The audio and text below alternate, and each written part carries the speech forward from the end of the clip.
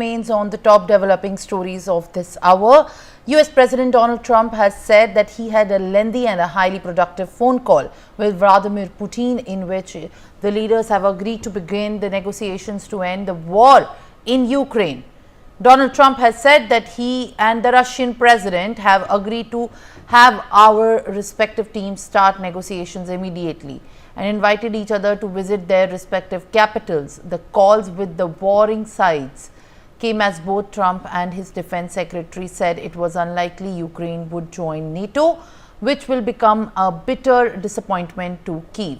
Trump further wrote on social media, "It is time to stop this ridiculous war where there has been massive and totally unnecessary death and destruction. God bless the people of Russia and Ukraine," unquote. Brian Thomas is there with me live on the broadcast. Trump Putin have held a phone call on, in fact, the Russia-Ukraine war, Brian, and details are, in fact, emerging at this point of time. What is that you're tracking as far as Zelensky has also discussed the peace with Donald Trump?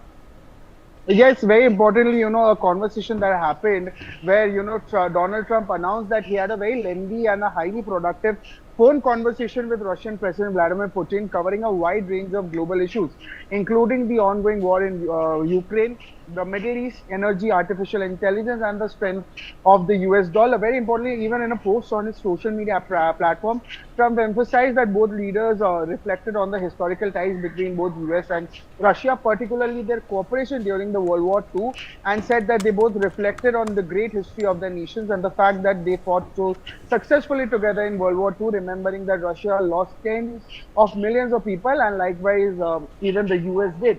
A major focus was also of the call was the Ukrainian conflict, with Trump also claiming that both leaders agreed on the need to halt the ongoing bloodshed, and revealed that Putin even echoed his campaign slogan "Common Sense" during their discussion. And Trump also announced that both sides agreed to begin, immediate negotiation with the plans for the respective teams to work closely. And he even named the Secretary of State Marco Rubio, CIA Director John Ratcliffe, National Security Advisor Michelle Walls, and Special Envoy Steve Witkoff also as the U.S. representative for the talks. And Trump also further stated that he would be reaching out to Ukrainian President Volodymyr Zelensky also to brief him on the conversation.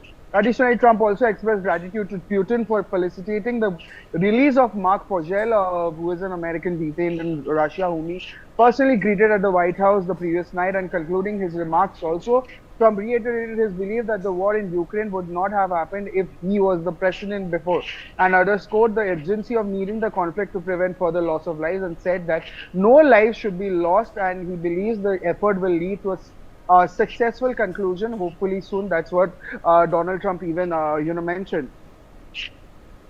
All right, Brian. In fact, I'll request you to kindly stay on with us on the broadcast, as in a recent development